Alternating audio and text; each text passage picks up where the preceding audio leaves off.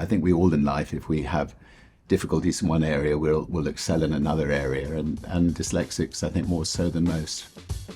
One might think that billionaire Richard Branson's success comes from his business smarts and skills with numbers, but Branson credits his achievements to the creativity fueled by his dyslexic thinking. Dyslexic thinking, a byproduct of learning disorder dyslexia, is a new term that brings together the type of problem-solving and reasoning abilities that people with dyslexia excel at, and de-emphasizes skills like math or written communication, which dyslexics have more challenges with. Branson's latest mission is to raise awareness and make dyslexic thinking a widely recognized skill. Here's how Richard Branson made dyslexia his superpower.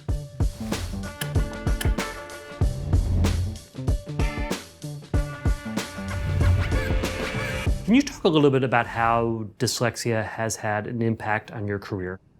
I think dyslexia was a blessing in disguise for myself, and I think actually dyslexia is a blessing in disguise for all dyslexics, even if they don't realize it when they may be struggling at school. I didn't know that I was dyslexic, and dyslexia I don't even know was invented as a name when I was at school.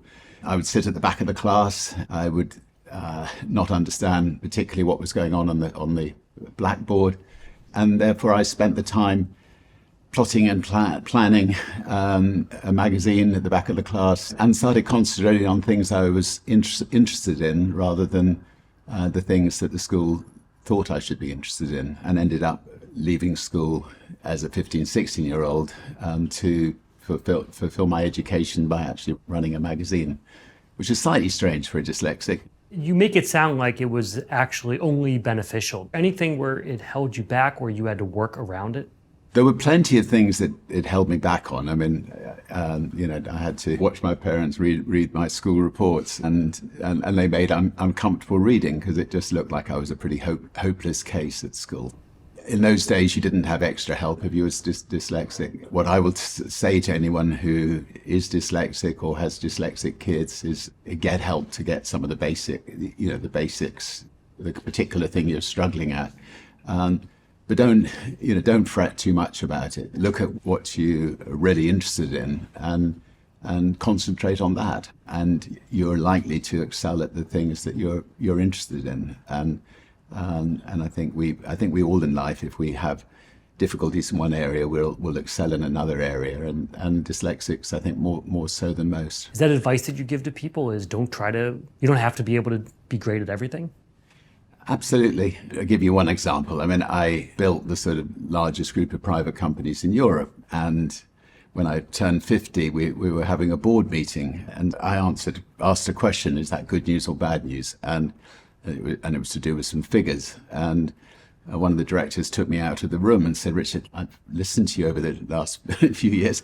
I don't think you know the difference between net and gross. And I said, no, I have no idea the difference between net and gross. I just want to know whether we made money or lost money at the end of the year.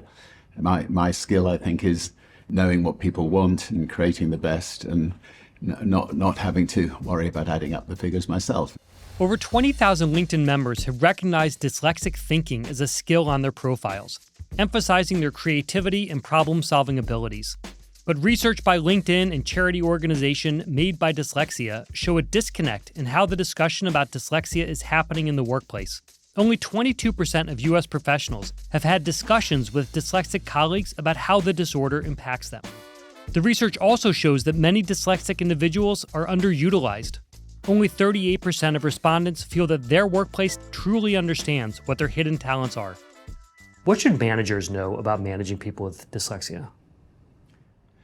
I think it helps for managers to know that somebody is dyslexic or somebody has ADHD, and I think managers will find that that people who are dyslexic are likely to excel at certain things in the company. So they should seek out people who are different and tap into their superpowers.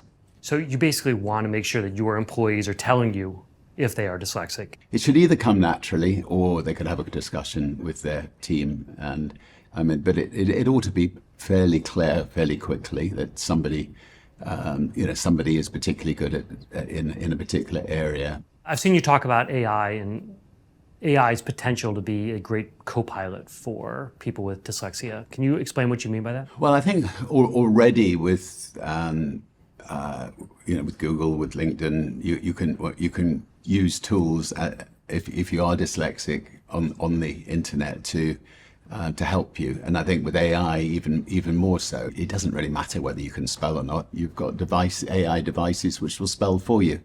So dyslexics are perfect for the bigger picture thinking. That's what our skills are. We can use AI as a machine, giving us the facts and doing our spelling for us, and Right. and then we can use our dyslexics superpower, which is our thinking, to create things. There must be people who are just like, I'm not sure what I'm actually good at. I know I can't do this, but how do you discover what your superpower is?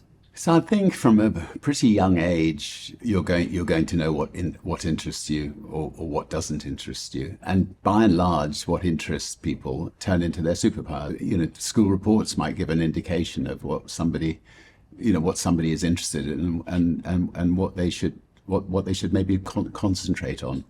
And so I'm a great believer in life. You should follow your passion.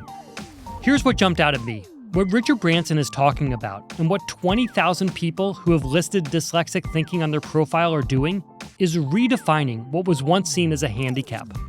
There are hidden skills everywhere, and it's up to people to call them out and managers to figure out how to harness those skills. And the skills they weren't good at, AI may be able to help there. As an example, 68% of US dyslexics think AI tools like ChatGPT could help support them in their career progression.